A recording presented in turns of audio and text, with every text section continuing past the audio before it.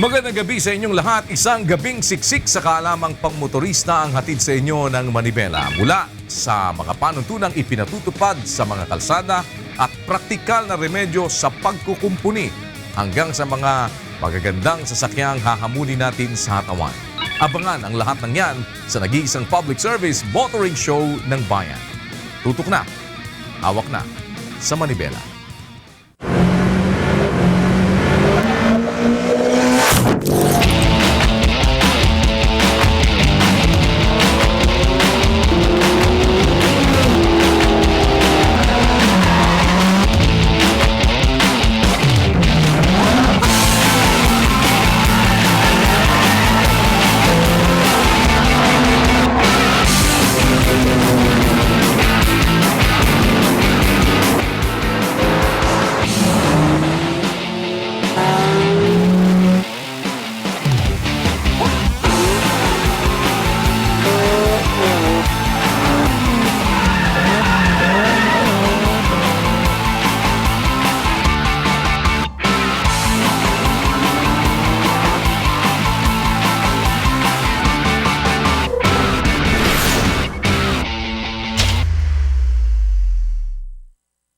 Ngayong gabi, alamin natin ang panuntunang dapat na sundin ng mga motorista tungkol sa pagliko sa intersection. Kaya tutok na sa muling pagronda ng Bantay Kalsada.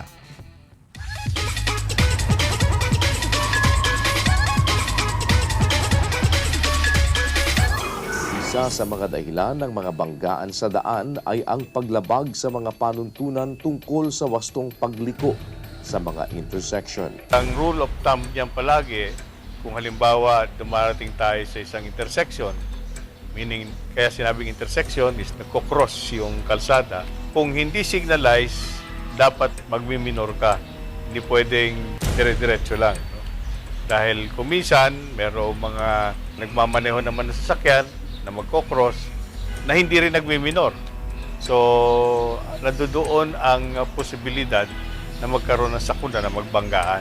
Nakasaad sa Republic Act 4136, Section 45, ang batas tungkol sa tamang pagliko sa mga intersection. Ang sinasabi sa batas, kung ikaw ay liliko ng pakaliwa, ang dapat mong gawin ay bago dumating doon sa pinaka-intersection, ikaw ay gagawi sa inner lane or sa middle lane ng isang highway. Tapos, pagdating mo ron sa lilikuan mo, hanggat maaari, dito ka sa kaliwa. Hindi ka pwedeng pumunta sa bandang gitna o kaya lilihis ka sa lane.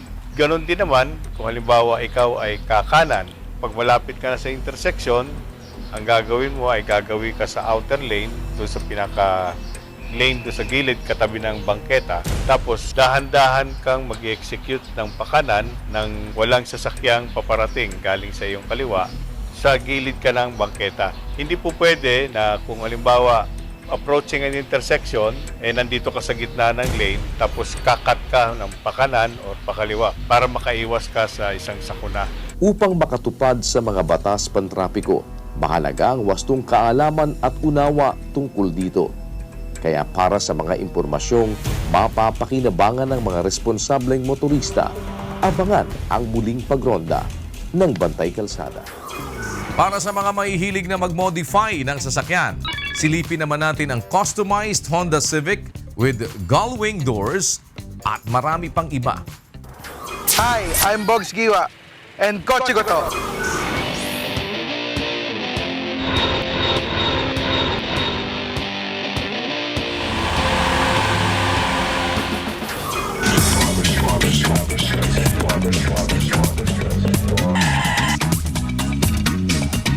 This is a 2011 Honda City.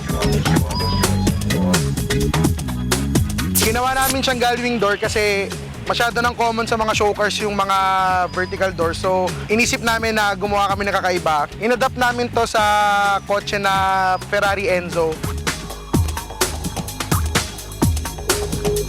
Sa loob, ang binago lang namin is yung sa interior is yung racing seats. And then, sa in-car entertainment, nagpalit kami ng speakers, Italian speakers.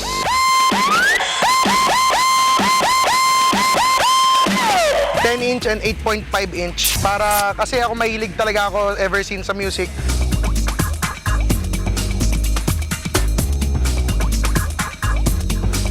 Sa trunk naman, naglagay kami ng 8 LCDs.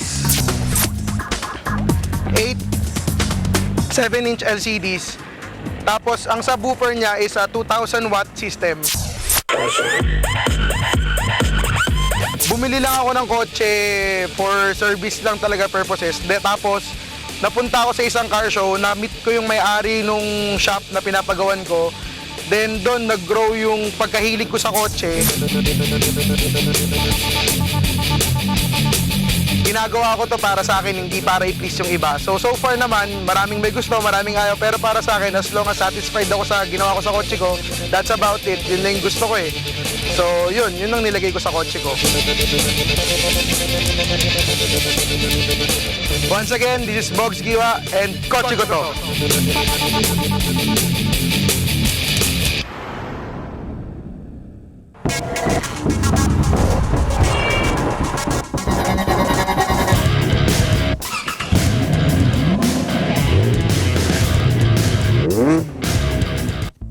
Para sa ligtas na pagbaybay sa kalsada, alamin natin ang ibig na ituro ng road mark na solid yellow line.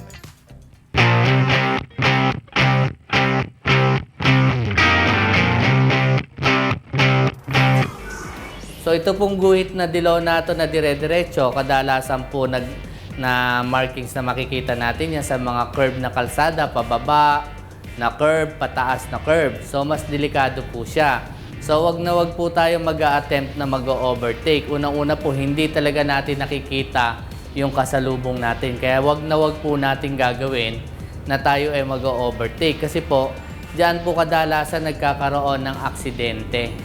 So sana po sundin po natin yung markings na nakikita natin sa kalsada.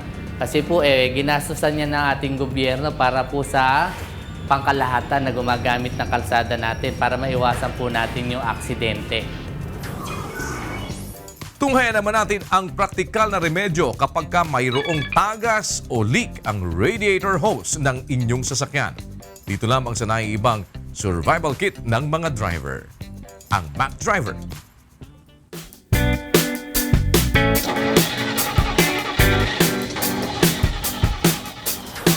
Ang radiator ay nakakabit sa makina sa pamamagitan ng upper at lower radiator hose.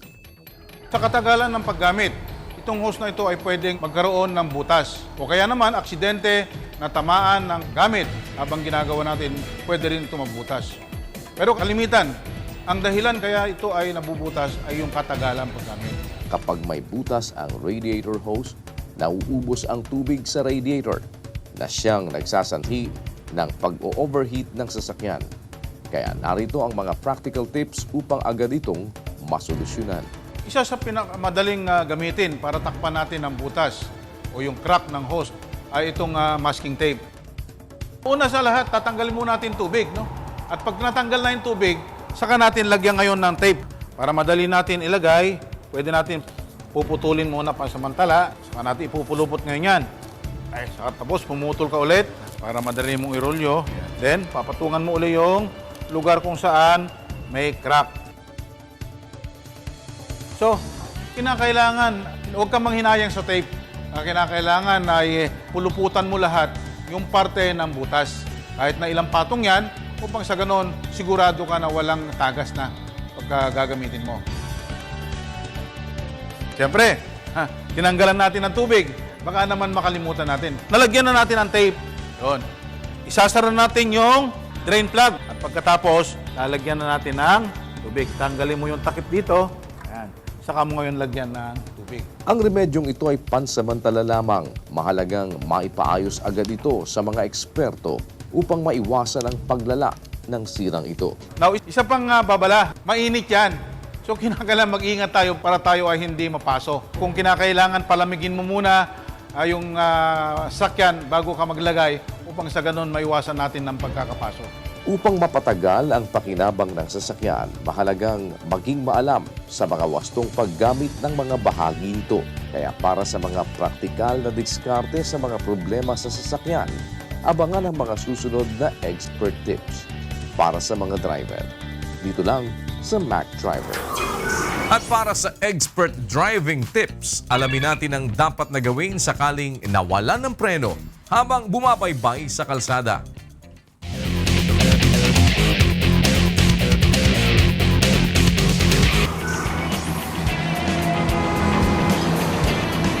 Mali yung pag-apply ng brake nung nagdadrive. Pinapampyan ko minsan, sobrang lakas ng apply ng brake niya. So, pumuputok ko yung hose. Yung brake fluid niya, meron na palang tagas. Hindi siya nagche-check ng engine. Hindi niya nalalaman na yung brake fluid niya nauubos pala. Pag naubos kasi yung brake fluid, so mawawala na siya ng preno. Hindi na niya mapapahinto ng tama yung kanyang sasakyan. Upang makaligtas sa ganitong sitwasyon, narito ang ilang survival driving tips na ituturo ng ating experts. Number 1, kung nasa fourth gear ka, so dapat yan, ma-shift mo kagad ng downshift ng lower gear. Galing ka sa fourth gear, ma-shift mo yan ng second gear, so yung speed mo, marireduce. Ang tawag doon, engine braking. So mabilis dapat ang kilos. And then, pag nandun ka na sa 2, ma-shift mo na kagad yan sa number 1, masyado ng maraming speed na nabawas doon sa sasakyan mo, pwede mo na siyang gamitan ng handbrake dahan-dahan para mapahinto mo ng smooth yung sasakyan. Sinasabi ng iba, hindi ko ba pwedeng gamitin yung handbrake kung sakaling mawalan ako ng brake? Huwag na huwag po nilang gagawin yan kasi po ang handbrake, hindi sila kayang pahintuin kagad pag mabilis yung sasakyan. So mag-i-skid lang lalo yung sasakyan nila. Lalong-lalo pong bawal gamitin yung sasabihin nila na patayin nila yung engine para huminto yung sasakyan. Hindi naman po nila mapapahinto yan.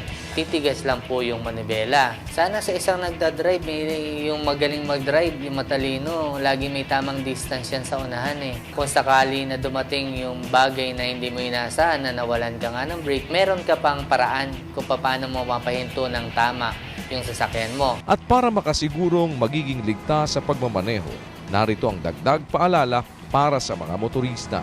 Ugalingin po natin na kailangan natin i-check yung ating sasakyan every morning na gagamitin natin.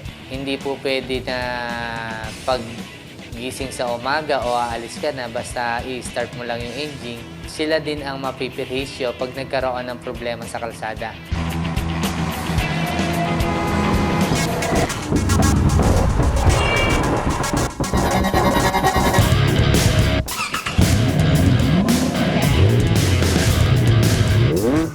Subaybayan muli ngayon ang naiibang transformation ng sasakyan mula sa original model ng Honda XR hanggang sa ganap na fully customized off-road motorcycle.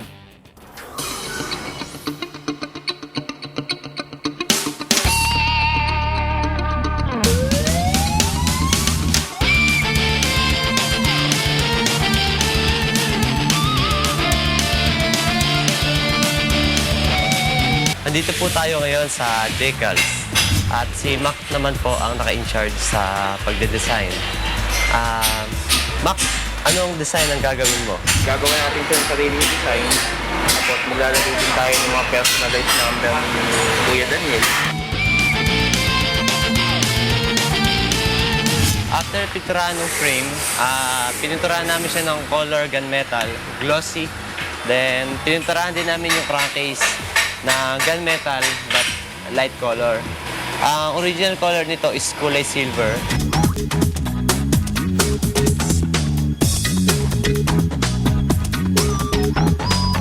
Ngayon naman po, ikinakabit po natin ang body kits ng Honda CRF. Pinapalitan na po natin yung kaha ng Honda XR. Ginagawa na po natin siyang CRF body kit.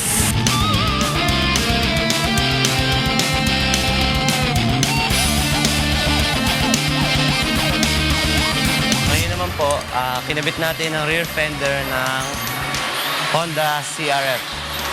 Tinagal na natin yung stock fender ng Honda XR at ginawa natin pang CRF. May mga conversion kami ginawa dito, like pinutol namin yung rear frame at pati sa upuan meron din modification na ginawa.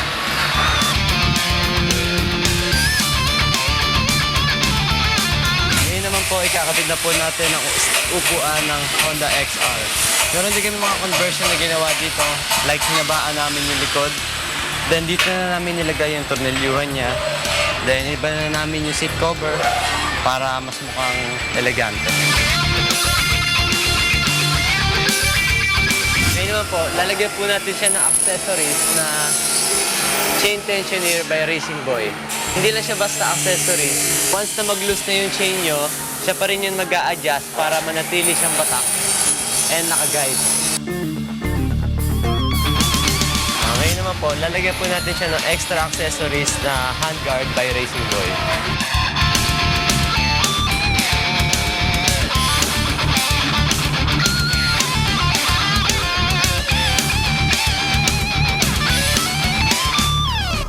Ngayon naman ay paghambingin natin at hamunin sa hatawan ang dalawang customized versions ng Chevrolet Cruze at Mazda Miata.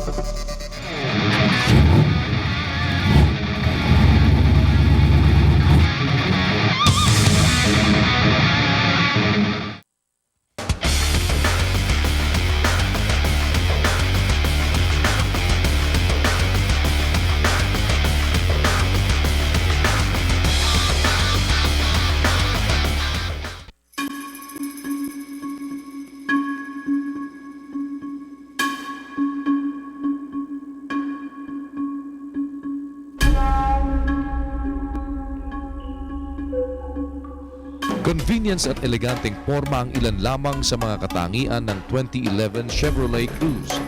Bilang Car of the Year noong 2010 to 2011, humataw ito hindi lamang sa forma, ganun din sa performance at hatak ng makina.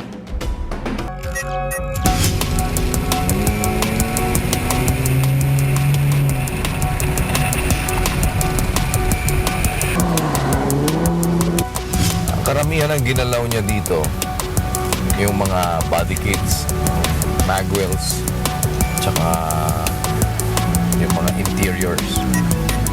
Pero basically, wala siyang binago sa o i-modify sa makina. Parang standard pa rin siya.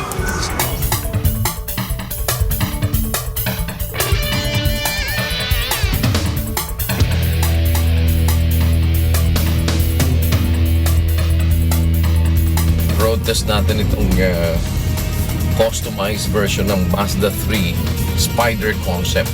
Ang isang feature nito ngayon, mayroon siyang wireless air suspension. Ito ay mayroong 165 horsepower na lakas.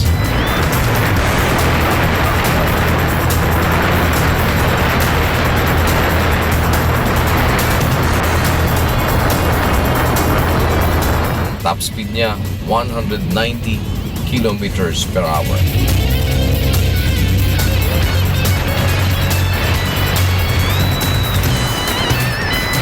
Striking ang appeal nito dahil sa makabagong teknolohiya na tiyak na pasok sa panlasa ng mga car enthusiast.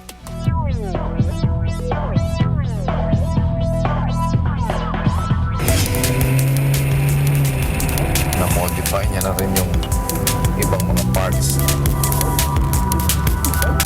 Ang style niya ay race car din. Pagdating sa safety equipment, meron itong dual front and side airbags, anti-lock braking system, electronic brake distribution at stability control na maaaring magamit ng mga sakay nito upang makaiwas sa anumang aksidente. Kaya sa forma at hatawan, hindi pa huhuli ang 2011 Chevrolet Cruze Modified version.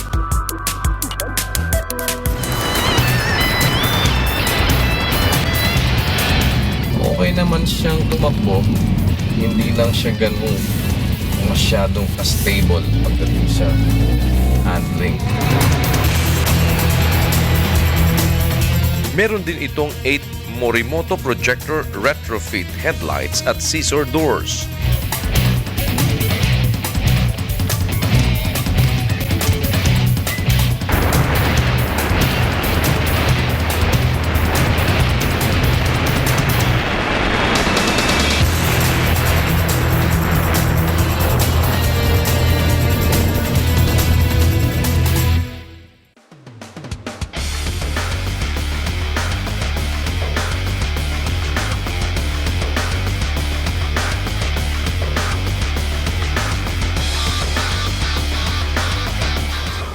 Sa pagtahak sa mga lansangan, mahalagang kumpleto tayo sa kaalaman sa mga panuntunang pangkalsada at disiplinadong pagmamaneho ng isang motorista.